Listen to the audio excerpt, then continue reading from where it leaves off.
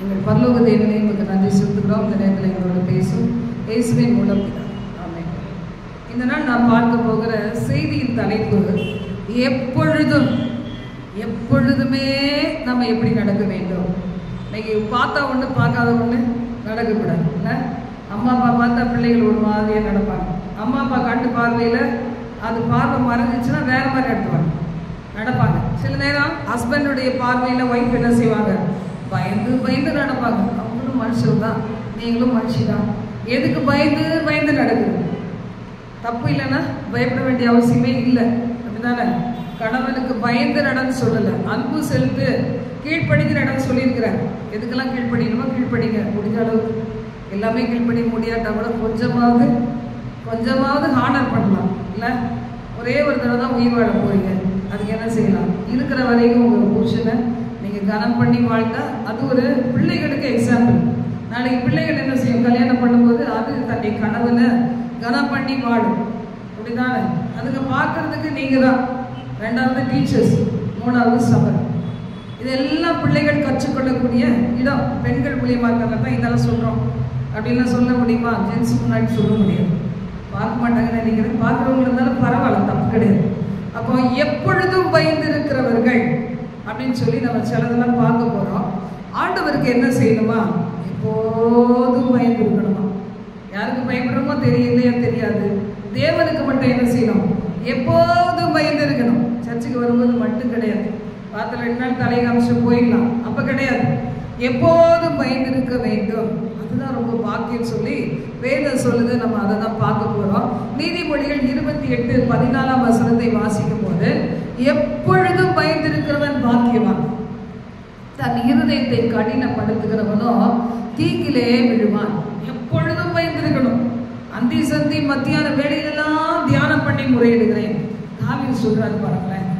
ஏன்னா அந்த பிசாசு என்ன செய்யாது, ஒரு நேரம் ரெஸ்ட் எடுக்கவே எடுக்காது. அதுக்கு நம்ம தான் கொஞ்சம் ரெஸ்ட் எடுக்கிறோம். இல்லை, இரவெல்லாம் செபிக்கிறவங்க வேணுன்றாரு ஆண்டவர். கடைசி காலத்துல இரவுலையும் கை தளராமல் விரிக்கப்பட்டிருக்கணுமா.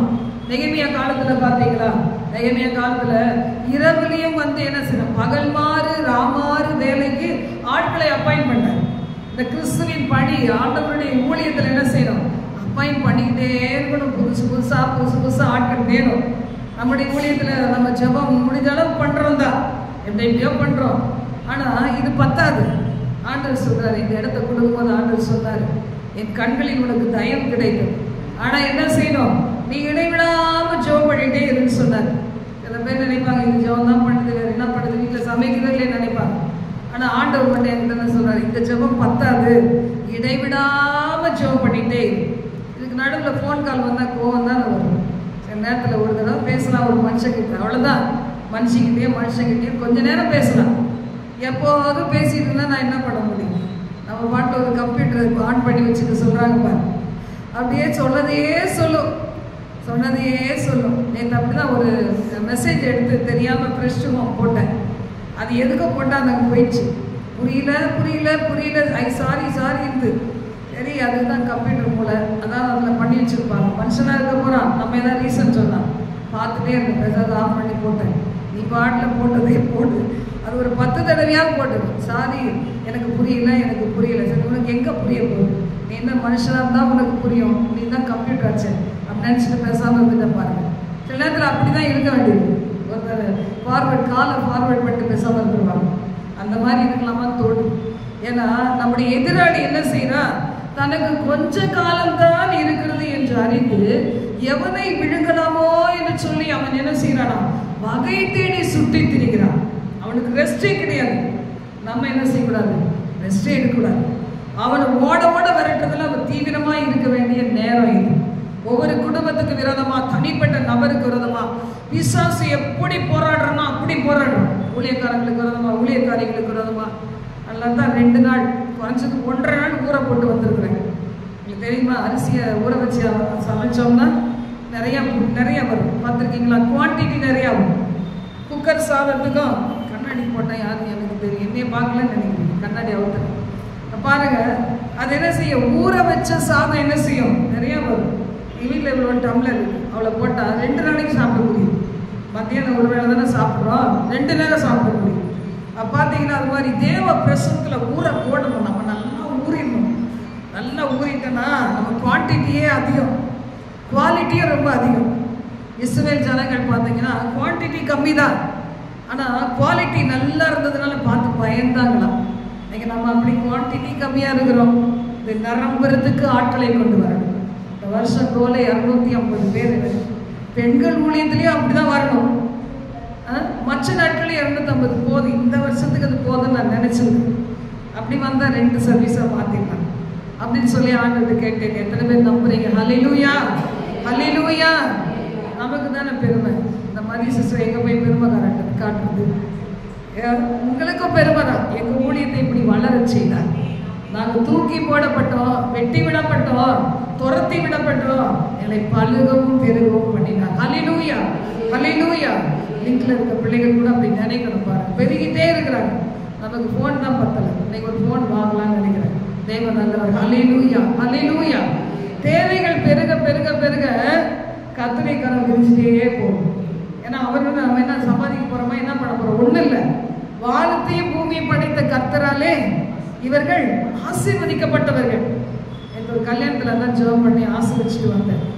கணவன் மனைவி 2 பேரையும் இப்படி ஜெபிச்சேன். ஆண்டவரே, இவர்கள் யாரு? வானத்தையும் பூமியை உண்டாக்கின கர்த்தராலே இவர்கள் ஆசீர்வதிக்கப்பட்டவர்கள். சத்துரு துரத்தினாலும் சரி, கர்த்தரால் நீர் ஆசீர்வதிக்கப்பட்டவராமே என்கிற சாட்சி யார் கையில இருந்து வரணும்? நம்ம எதிராளி கையில இருந்து வரணும். அவன் என்ன செய்யணும்? பிசாசு என்ன சொல்லணும்? போய் எவன்கிட்டே போய் சொல்லணும், இவர்கள் கர்த்தரால் ஆசீர்வதிக்கப்பட்டவர்கள், இவர்களுக்கு விரோதமா ஒன்றும் செய்ய முடியாது. தோண்ட தோண்ட துறவுல தண்ணி வந்துட்டு தான் இருக்கும். அதனால என்ன செய்ய முடியாது? ஒன்றும் செய்ய முடியாது. ஆசிச்சுக்கலாம் முடியாது. எத்தனை பேர் சொல்றீங்க ஆமென், ஹல்லேலூயா? உங்களை என்னையும் என்ன செய்ய முடியாது? நான் ஸ்டாப் பிளஸிங் தான். நான் ஸ்டாப்பாக நம்முடைய தேவைகள் பிளஸிங். நான் கோடி கோடி சொத்தெல்லாம் நான் கேட்கல. எனக்கே இது ரொம்ப அவசியம் தான் நினைப்பேன். ஏன்னா பணம் பெருகுனா திங்கிறவங்க மட்டும் பெருகிறது கிடையாது, நமக்குள்ள பெருமையும் பெருகுது. நிறைய பேருக்கு பார்த்தீங்களா, ஒன்றும் இல்லாமல் இருக்கிற அன்னைக்கு இருக்கிற தாழ்மை கொஞ்சம் உயர்ந்து வரும்போது இருக்கவே இருக்காது. சுகவீனமாய் இருக்கிற நன்றியர்கள் உள்ள இருதயம் சுகம் இருக்கும் போது இருக்கவே இருக்காது.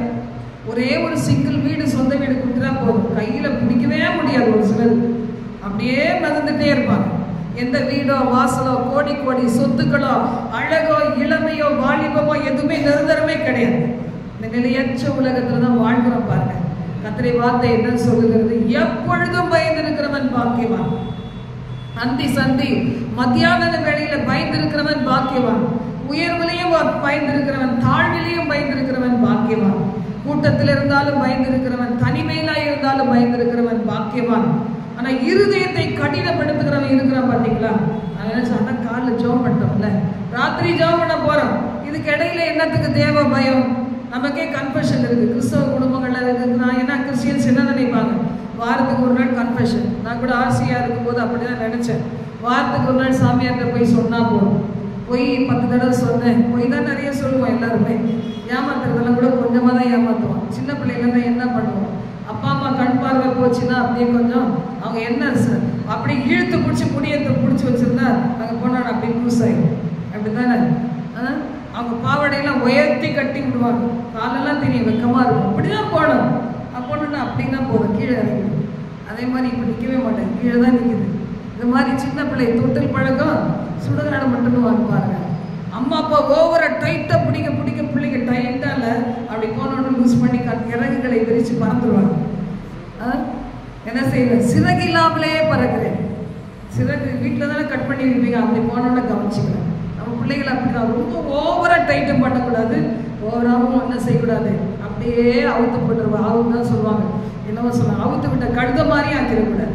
எல்லாத்துக்கும் ஒரு லிமிட் இருக்கு. இப்போ கர்த்தருடைய வார்த்தை சொல்லுது, எப்போதும் பயந்து இருக்கிறவன் பாக்கியவான். நம்ம எல்லாம் எப்போதும் பயந்து இருக்கணும். ஏன்னா நம்ம எல்லாரும் அவர் முன்னாடி போய் நிற்கணும். ஒரு நாள் நம்ம பேசுற வார்த்தைக்கு சொல்லணும் காரணம், போகிற இடங்களை குறித்து சொல்லணும், வீட்டுக்கு தெரியாம கடன் வாங்கி மற்றவங்களுக்கு கொடுக்கறத சொல்லணும். சில பேர் குடும்பத்துல கணவனுக்கு மறிச்சு எங்கேயாவது கடன் வாங்கி கொடுத்துட்டு இருப்பாங்க. தலையில யானை தலையில தானே மண்ணை போட்டுக்கிச்சான். அதான் கதை. இது வெளியே வரும்போது ஹஸ்பண்ட் என்ன செய்வார்? அடிச்சு பத்திடுவார், போனி அப்படின்ட்டு. அப்புறம் என்ன செய்யும், பிரிஞ்ச குடும்பம் ஜெபம் பண்ணுங்க. அங்கங்கே போய் ரெக்வஸ்ட் கொடுத்தா ஆண்டவர் சொல்ல, நீ பிரிஞ்சதுனாலே அவன் நல்லா இருக்கான், நீ பாட்டில் இரு அப்படின்னு விட்டுருவாங்க. அப்போ ஆண்டவருடைய வார்த்தை சொல்லுது, இருதயத்தை கடினப்படுத்துகிறவன் தீங்கிலே விழுவான். அடுத்தது சங்கீதம் 16:8 நீங்க வாசிக்கும் போது, கர்த்தரை எப்பொழுதும் எனக்கு முன்பாக வைத்திருக்கிறேன், அதனால நான் அசைக்கப்படுவது இல்லை, வலது பாரசத்திலே வைத்திருக்கிறேன். நான் இப்பெல்லாம் யாரை வச்சிருக்கிறேன்? ஆண்டவரை வச்சிருக்கிறேன். ஆண்டவரை சொல்லிட்டு வர உங்களுடைய மனவாட்டி என்ன செய்யும்? பத்திரமா கொண்டு போயிட்டு பத்திரமா வீட்டுக்கு கொண்டு வந்துடும். வீட்டுக்கு போனோடனே நிம்மதியா இருக்கும், அப்பாடா வந்து சேர்ந்தோண்டா அப்படி சொல்லி வீட்டில் ஒரு சந்தோஷம் இல்லை? என்று எப்படினாலும் நான் சுவர்களுக்குள்ள இருக்கும்போது எப்படி இருக்கு பாருங்க, ரொம்ப சேஃப்டியா இருக்கும். வெளியே வரும்போது கொஞ்சம் பயமா இருக்கு, பயத்தோட நடுக்கத்தோட போனோமா வந்தோமா வீட்டுக்கு வந்தோன்னா அப்படி ஃப்ரீ பேர்ட் தான், கதவெல்லாம் அடிச்சுட்டு ஆண்டவரோட சந்தோஷமா இருக்கலாம். ஹல்லேலூயா. ஒரு குடும்பம் வேலைக்கு போயிட உங்களுக்கு கணவனுக்கு வீட்டுக்கு வந்தா எப்படி இருக்கணும்? இன்பமா இருக்கணும். ஸ்கூலுக்கு போயிருக்கிற பிள்ளை வீட்டுக்கு வந்தா என்ன செய்யணும்? அப்பாடான்னு இருக்கணும். அப்பா எங்க அம்மா அரவணைப்பு இருக்குது, எங்க அப்பா அரவணைப்பு இருக்குது, அம்மா ஏதோ தன்னால முடிஞ்ச செஞ்சு வச்சிருக்கிறாங்க, ஏதோ மத்தியானம் கொண்டு போறதெல்லாம் பிள்ளைகளா சாப்பிடுது, அதுங்க என்ன செய்யும்? பக்கத்துல உள்ள பிள்ளை கொடுத்துட்டு இது எப்படியா வரும்? ஃப்ரெண்ட்ஷிப் மயக்கத்துல வீட்டுக்கு வந்தா என்ன செய்யும்? அம்மா என்ன செஞ்சு வச்சிருக்காங்க, அப்பா என்ன செஞ்சு வச்சிருக்காங்க. சில பாட்டிகள் எல்லாம் செய்து வைப்பாங்க, உட்காந்துக்காங்க. வேற பிள்ளைகளுக்கு செய்யறதே வேலை, டியூட்டி. ஆனால் ஏற்றுக்க மாட்டேங்கிறாங்கல்ல. சில மகன்கள் சொல்வாங்க, உங்களுக்கு செய்யவே தெரியாது, விட்டுருங்க, நாங்கள் டயட்டில் எங்கள் பிள்ளைகளை வளர்க்குறோம், வாங்க அப்படி அப்படின்வாங்க. நான் கூட அப்படிதான் ஆசைப்பட்டு நிறைய பாத்திரங்கள் வாங்கி வச்சுருக்கேன். சின்ன பிள்ளைகளுக்கு நான் நல்ல ஹெல்த்தியாக வாங்கி தரணும், செஞ்சு தரணும். யார் ஹெல்த்தி டயட்டு கேட்குறாங்க? இப்போ இருக்கிற ஆசீர்வாதம் அப்படி இல்லை பாருங்க. இந்த நாளில் அதுக்கெல்லாம் நேரம் இல்லை. ஆனால் ஏசப்பா என்ன சொல்கிறாரு? சட்டி பானையை கழுவுனது போதும், கிச்சனில் நின்னது போதும், உன் காலு கடுக்க கிச்சனில் நின்னது போதும், நிம்மதியாக ஆண்டவர் பாத்திரம் உட்காரு சொல்கிறாரு. சில பேருக்கு உட்காரவே பிடிக்காது பாருங்க, கிச்சனை மட்டும்தான் சரிப்படுத்துவாங்களே தவிர ஒரு பீரோ அடுக்கி வைக்க மாட்டாங்க, வீட்டை நீட்டாக வைக்க மாட்டாங்க, அதையெல்லாம் செய்ய மாட்டாங்க. கிச்சன்லேயே 24 மணி நேரம். ஆண்டவர் சொல்கிறார், கர்த்தரை உன் வலது பாரசத்தில் வை, நீ அசைக்கப்படுவதே கிடையாது. எப்போது ஆண்டவர் வந்தா கர்த்தர் வந்தா, காலையில வந்தா, மத்தியானம் வந்தா, ராத்திரி வந்தா, இப்ப நான் உட்காந்து வீணா பேசுற நேரத்துல வந்துட்டா என்ன நடக்குமோ தெரியலையே. கர்த்தரை வார்த்தை சொல்லுது, எப்போதும் கர்த்தரை என் வலது பாரசத்துல வைத்திருப்பதால நான் என்ன செய்ய மாட்டேன்? அசைக்கப்படுவதே கிடையாது. அவர் ஒரு சிங்கம் மாதிரி நினைச்சுக்கங்களேன், வலது பக்கத்துல இருக்கிறார். சிங்கத்துக்கும் நமக்கும் தான், யூதராஜ சிங்கத்துக்கும் நமக்கு ஒத்து போயிடும். வெளியிருந்து வர சிங்கம் அது பார்த்தா இந்த சிங்கம் என்ன செய்வாரு? பாய்ந்து போய் அப்படியே ஒரே கவு, அவ்வளவுதான், அதை கடிச்சு கொதிரிடுவாரு.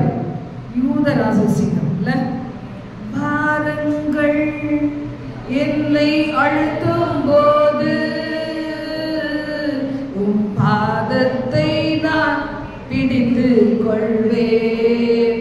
போராட்டங்கள் என்னை நோக்கி கெச்சிக்கும் போது யுதராஜ சிங்கத்திடம் அடைக்கலம் புகுவேன். பாருங்கள் என்னை அழுத்தும் போது உன் பாதத்தை நான் பிடித்து கொள்வேன். போராட்டங்கள் என்னை நோக்கி கெச்சிக்கும் போது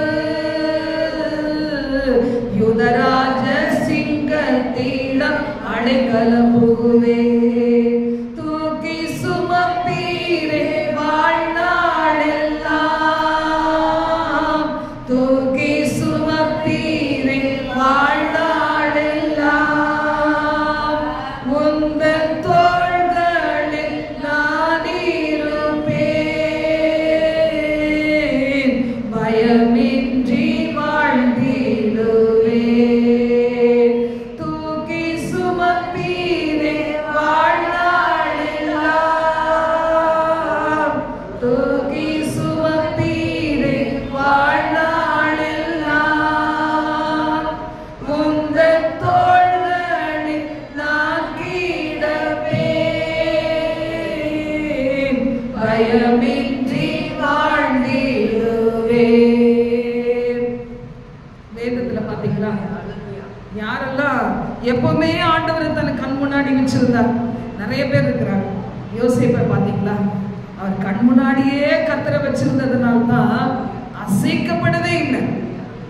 நான் நேசித்த தன்னுடைய சகோதரர்கள், தன்னுடைய குடும்பத்தினர் தன்னை எடுத்து அடிச்சு உதச்சு குழியில போட்டாலும் சரி அமைதியா இருந்தார். இல்ல, அமைதியா இருந்தார். யோசேப்பு வித்து போட்டாங்க அடிமையா, அப்பவும் அமைதியா இருந்தார். அதுக்கப்புறம் பாருங்க, அதுலலாம் ப்ரமோஷன் கிடைச்சிருச்சு. மறுபடியும் செய்யாத குற்றத்துக்காக சிறைச்சாலையில போடப்பட்டார். அப்பவும் அமைதியா இருந்தார். சிறைச்சாலையிலிருந்து வெளியே வர்றதுக்கு ஒரு நாளை வச்சிருந்தார், தேவன் வச்சிருந்தார். அப்பவும் அமைதியா தான் இருந்தார். ஆவிக்குரிய பெருமை வரவே இல்லை. உயர்த்தப்பட்ட போதும் ஆவிக்குரிய பெருமை வரவே இல்லை. கொடுத்த சொப்பனம் நிறைவேற்றப்படும் போதும் அங்கேயும் பெருமை வரவே இல்லை, அசைக்கப்படவே இல்லை. ஆண்டவர் பார்த்தீங்களா, யோசேப்பை குறித்து சொன்ன தரிசனத்தை அப்படியே நிறைவேற்றினார். ஹல்லேலூயா, ஹல்லேலூயா. உங்களுக்கும் எனக்கும் கொடுத்த சொப்பனம் தரிசனங்களை கர்த்தர் நிச்சயமா நிறைவேற்றுகிறவர்.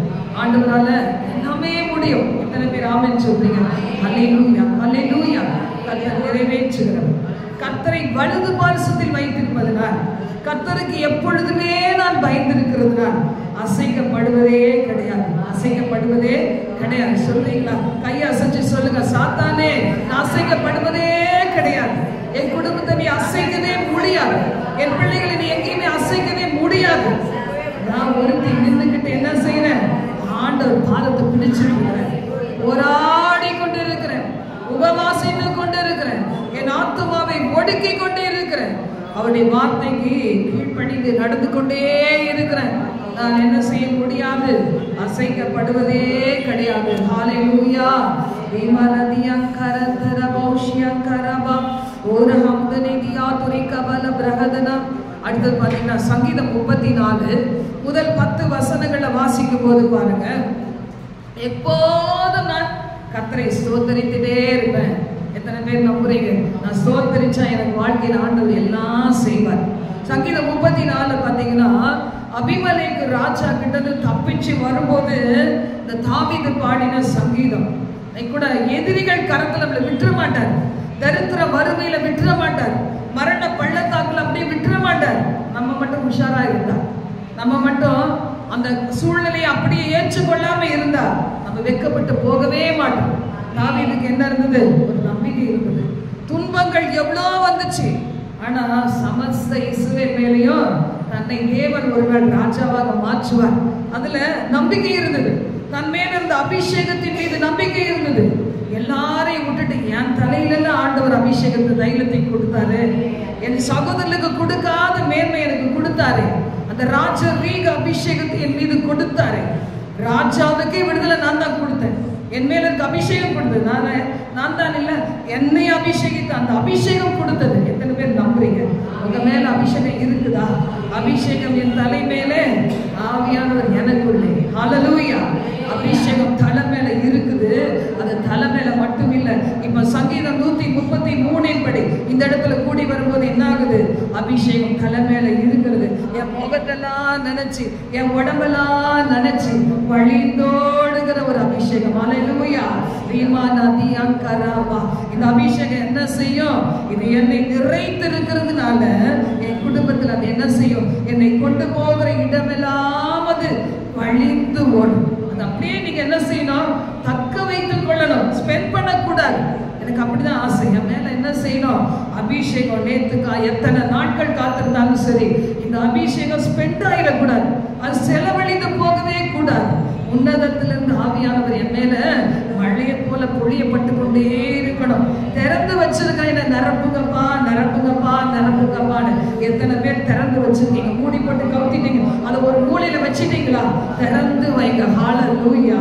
உன்னதத்தில் இருக்கிற ஆவியானவர் என் மீது வந்து என் வாழ்க்கையை நிரப்பும் வரைக்கும் என்னுடைய வாழ்க்கையில மனாந்திரமா தான் இருக்கும். அந்த மனாந்திரத்தை பூத்து குலுங்கி காய்ந்து கனி தருகிற வாழ்க்கைக்குள்ளா கொண்டு செல்ல ஆவியானவருடைய வல்ல மழை இப்பொழுதே நிரம்பிக்கொண்டே இருக்கிறது. நான் திறந்து வைக்கிற ஆண்டவரே, நீ மாராபா சந்தராபா ஹசலிகராபா நீ ஹதுரிகராபா தீவிரிதி யாத்துரிகபலபலா என்ன சொல்லிருக்கு இந்த இடத்துல? அவரை துதிக்கும் துதி எப்போதுமே வாயில் இருக்கும், எக்காலத்திலும் என்னுடைய வாயிலே இருக்கும். நேரம் முடிஞ்ச பிறகுதான் தெரிய போகுது நம்ம வாய் எதுக்கு திறந்துருக்கு. ஒரே வம்பு பேச்சு, எப்பவுமே பரியாச பேச்சு, நெகட்டிவான பேச்சு அதுக்கு இல்ல. எப்போதும் என் துதி, அவர் துதி என் வாயிலே இருக்கும். என் ஆத்துமா என்ன செய்யும்? கர்த்தருக்குள் மேன்மை பாராட்டும். ஹல்லேலூயா. கர்த்தருக்குள்ள நீங்க மேன்மை பாராட்டினே நடந்து போகணும். அப்பொழுது என்ன செய்வாங்களா? சிறுமைப்பட்டவர்கள் அதை கேட்டு மகிழுவார்கள். நிறைய பேருக்கு மகிழ்ச்சியே இல்லை பாருங்க.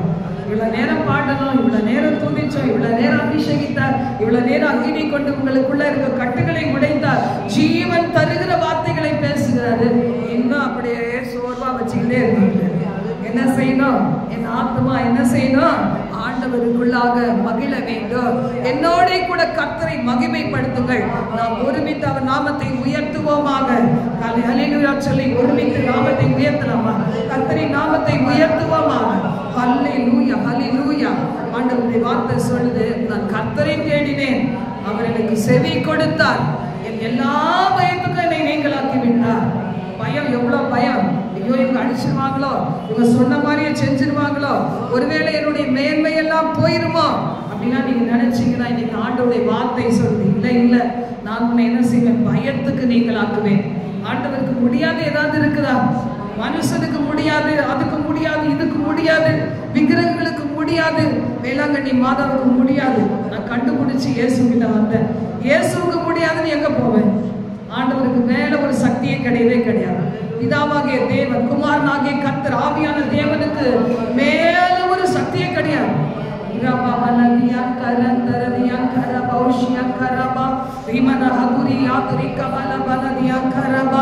கர்த்தர் நல்லவர். பாத்தீங்களா? இதுல என்ன சொல்லப்பட்டிருக்கு? நாம் ஒருமித்து கர்த்தரை நாமத்தை உயர்த்துவோமாக. கர்த்தரை தேடினேன், எல்லா பயத்துக்கும் நீங்களாக்கி விட்டார். ஆண்டவரை நோக்கி பார்த்த முகம் என்ன செய்வான்? பிரகாசம் அடைந்தது. உங்க வீடுகளுக்கு ஆண்டவர் கிரியை செஞ்சுட்டே இருக்கிறார் பாருங்க. வேலை செய்யற இடத்துல, பிசினஸ் தளத்துல கர்த்தருடைய வல்லமை இறங்கி கொண்டே இருக்கிறது. இன்னைக்கு அவரை நோக்கி பார்க்கிற யூடியூப், ஃபேஸ்புக், வாட்ஸ்அப், மெசஞ்சர் மூலம், தனிப்பட்ட கால் மூலம் இணைந்து இருக்கிற எல்லா பிள்ளைகள், ஒருவேளை இந்த இடத்தை கொடுத்த பிள்ளைகள், அவர்களுக்கும் தேவன், நம்முடைய தேவன் யாரு? ஆண்டவராய் இருக்கிறார். மாம்சமான யாவர் மேலும் அவர் தம்முடைய ஆவியை ஊற்றுகிற கர்த்தராக இருக்கிறார். ஹல்லேலூயா, ஹல்லேலூயா. கர்த்தர் நல்லவர். ஹல்லேலூயா. விபானதியா கரபா ஓஷலரிகதரதியா கரபா. நம்ம இப்போ முடிச்சிருவோம் கொஞ்ச நேரத்துல. கர்த்தரின் வார்த்தை சொல்லுகிறது பாருங்க. அவரை நோக்கி பார்த்த முகங்கள் பிரகாசம் அடைந்தன, வெட்கப்பட்டு போவதே கிடையாது. ஹல்லேலூயா.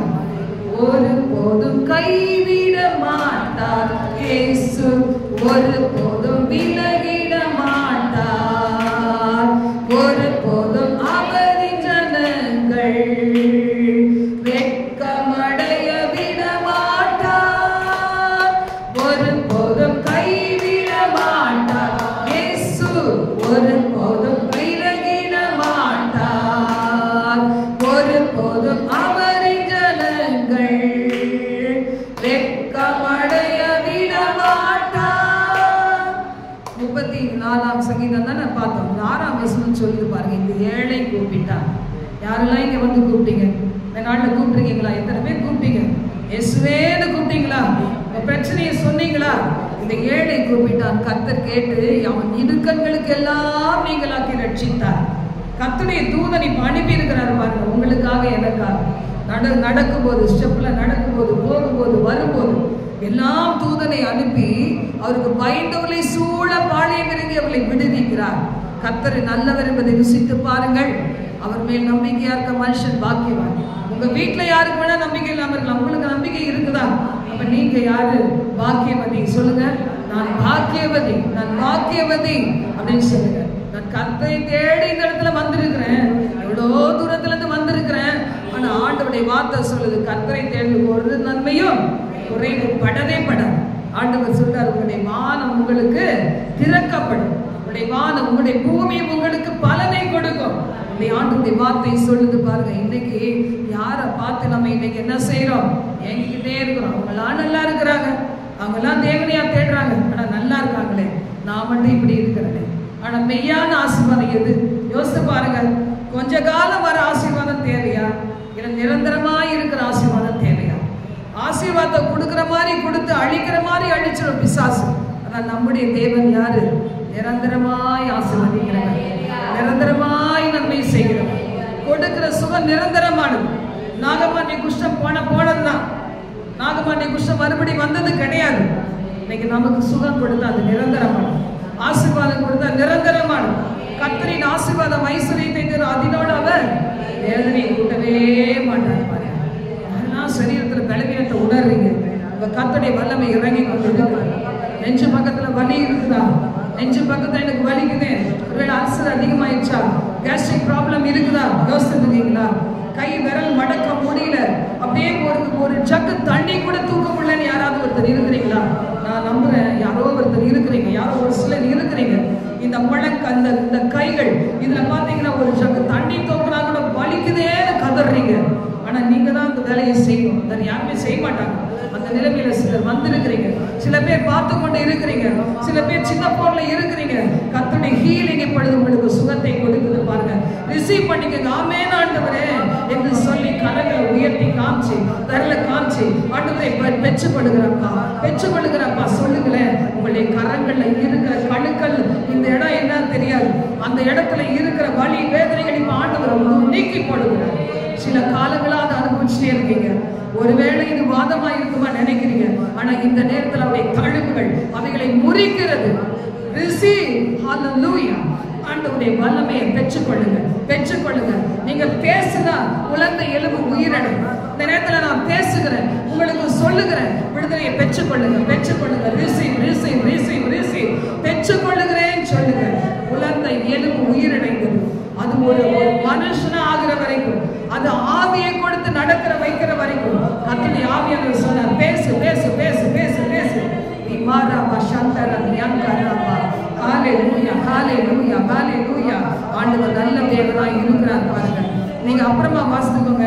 சங்கீதம் 73 18 முதல் 25ல எதையெல்லாம் பார்த்து உங்க உள்ள ஏங்குது. அவங்களா இப்படி இருக்காங்களே இப்படி இருக்காங்களே, நீங்க ஆண்டவரை மட்டுப்படுத்துறீங்கன்னு அர்த்தம். இவங்களெல்லாம் நல்லா வச்சு ஆண்டவர் எனக்கு மட்டும் நல்லா வைக்க மாட்டாரா? ஆண்டவர் வைப்பார். வாயை மட்டும் நம்ம தப்பா விட்டுறக்கூடாது. ஆண்டவருடைய வார்த்தை சொல்லுது பாருங்களேன். ஆண்டவர் நம்மளால என்ன செய்யறாரா? வலது கையை பிடித்து தாங்கி நடத்தி பரலோகத்திலே கொண்டு போய் சேர்க்கிறவர். அவரை தவிர இந்த உலகத்துல எனக்கு யாருமே இல்லாம போனாலும், ஆனா அவருக்குள்ள எனக்கு எல்லாமே இருக்கும். நம்ம யார் குடும்பத்துல இணைஞ்சிட்டோம்? பரலோகத்தின் குடும்பத்துல. அவருடைய சித்தத்தின்படி செய்கிற நமக்கு தாயும் தகப்பனும் சகோதரனும் சகோதரியுமா இருக்கிறாங்க. உலகத்துல மதிக்காம போனா என்ன வந்துச்சு? நம்முடைய ஆண்டவர் நித்தியமான தேவன். ஹல்லேலூயா. ஆனா இப்படியே வைக்க மாட்டார். அவர் மதிக்கும்படியா நம்மை நடத்துவார். ஒரே ஒரு காரியத்தை சொல்லி முடிச்சுறேன். 1 கொரிந்தியர் 15 12 33 வரைக்கும் வாசித்துக் கொள்ளுங்க. 1 கொரிந்தியர் 15 58 வாசிக்கலாம். அதுல பாருங்க என்ன சொல்லப்பட்டிருக்கு. முதல் சொன்ன பகுதியில மரித்தோரின் உயிர்த்தெழுதல் என்று ஒன்று உண்டு, உயிர்த்தெழுத பிறகு எனக்கு வாழ்க்கை என்று ஒன்று உண்டு. இதை நம்புறதுனால தான் எப்போதும் பயந்து வாழ வேண்டியிருக்கு. பாருங்க, இந்த நம்பிக்கை இல்லாதவங்க மிருகத்தை போலவே வாழ்றாங்க. என்ன தப்பு செஞ்சா என்ன? தப்பு செய்யறதுக்கு தான் நமக்கு வாழ்க்கை கொடுக்குது. பலன் இருக்கு, தப்பு செய்யறேன்னு சொல்றாங்க. நமக்கு அப்படி இல்லை. பலனே ஆண்டவர் தான். இன்னைக்கு தப்பு செஞ்சா, இன்னைக்கு சரீரத்தை வேசித்தனத்துக்கு உபயோகப்படுத்தினா, விபச்சாரத்துக்கு உபயோகப்படுத்தினா, அவர் சொல்றாரு, ஏன் ஆலயத்தை நீ கெடுத்தா நான் உன்னை கெடுப்பேன்னு சொல்றாரு. பீடி பிடிச்சா, சிகரெட் பிடிச்சா, சுருட்டு அடிச்சா, போதை மருந்து அடிச்சா, பாக்கு சாப்பிட்டா, உன் சரீரத்தை நீ கெடுக்கிற. எந்த சரீரம் நான் தங்குகிற ஆலயம். என் உத்தரவு இல்லாம நீ எப்படி அதை கெடுக்கலாம்? அதை கெடுத்தா நான் உன்னை கெடுப்பேன்னு சொல்றேன். இன்னைக்கு எதெல்லாம் நம்ம கெடுக்கிறோம்? கண்ணை வந்து டிவியில அசுத்த காரியங்களை பார்க்கிறோமா? கண்டதை பேசுறோமா? கண்டதை சாப்பிடுறோமா? ஆண்டவர் விலக்கினதை போய் நம்ம வாங்கி சாப்பிடுறோமா? அப்ப ஆண்டவர் சொல்றாரு, உன்னைனா நான் என்ன செய்வேன்? என் சரீரத்தை நீ கெடுத்துட்ட, உன் வாழ்க்கையை நான் கெடுத்துருவேன்னு சொல்றாரு. பாருங்க, அப்ப இன்னைக்கு மனம் திரும்ப வேண்டும். உங்க கணவனுக்கு தெரியலன்னா நீங்க அவங்களுக்கு மன்றாட வேண்டும். தெரியாம தப்பு செய்யறாங்க, ஏசப்பா மன்னிச்சுங்க. அப்போ 1 கொரிந்தியர் 15 58 மட்டும் வாசித்து முடிச்சிட போறோம். அது சொல்லப்பட்டது, நீங்கள் படுகிற பிரயாசம் விருதாவா இராது என்று அறிந்து உறுதிப்பட்டவர்களா இருங்க, அசையாதவர்களா இருங்க, கர்த்தருடைய கிரியிலே பெருகுகிறவர்களா இருங்க என்று சொல்லப்பட்டிருக்கு. நாம் இதில் பெருகுவோம். கர்த்தர் நம்மை ஆசீர்வதிப்பார். எதிலெல்லாம் சொல்லப்பட்டிருக்கு. நம்ம நம்பிக்கை என்ன செய்ய கூடாது? விட்டுறவே கூடாது. மிகுந்த பலனுக்கு ஏதுவான உங்கள் நம்பிக்கையை, உங்கள் விசுவாசத்தை விட்டு விடாதீர்கள். தொடர்ந்து நம்ம வாரம் விட போறதே கிடையாது. நம்முடைய குடும்பத்தை ஆசீர்வதிக்கிற வரைக்கும், ரட்சிக்கிற வரைக்கும், இந்த வட்டாரத்தை சந்திக்கிற வரைக்கும், நம்முடைய வாழ்க்கையில சுகம் கிடைக்கிற வரைக்கும், கடன் சுமைகள் மாறுகிற வரைக்கும், நம்மளை பயன்படுத்துகிற வரைக்கும் நம்ம விட போறதே கிடையாது. எல்லாம் ஜெபம் பண்ணலாமா? எங்கள் பரலோக தேவனை, யாரெல்லாம் இந்த வார்த்தைகளுக்கு ஒப்பு கொடுத்து ஜெபிக்கிறாங்களோ அவனுடைய வாழ்க்கையில் அற்புதங்களை நடத்தும். எல்லா தலைவலி, எல்லா பின்மண்ட வலிகள், எல்லா விதமான சரீரத்தினுடைய சுகத்துக்கு விரோதமாய் போராடுகிற ஆவிகளை கடினப்படுத்தி ஜெபிக்கிறோம். எகிப்திற்கு வர பண்ணின வியாதிகளில் கொஞ்சம் எங்கள் சபையின் பிள்ளைகளுக்கு வரக்கூடாது, விசுவாச பிள்ளைகளுக்கு வரக்கூடாது. உண்மை கனப்படுத்தி வந்திருக்கிற பிள்ளைகளுக்கு வரவே கூடாது. இதை கேட்கிற பிள்ளைகள் உண்மை கனப்படுத்தினார்கள், அவர்களுக்கு வரவே கூடாது. வாழக்கும் கொலைகளை கடின செபிக்கிறேன். அற்புதங்களை காண செய்யும், ஆசீர்வதி, எங்களை சாட்சியாக நிறுத்தும். பூமியில் உள்ள வம்சங்கள் எல்லாம் உனக்குள் ஆசீர்வதிக்கப்பட்டிருக்கும் என்று சொல்லி இருக்கிறேன். அப்படியே எங்களை ஆசீர்வதி பாதுகாத்து கொண்டு வழிநடத்தும். எல்லா துதியும் கனமகிமையும் ஒருவருக்கே செலுத்துகிறோம், இயேசுவின் மூலம் பிதாவே, ஆமென்.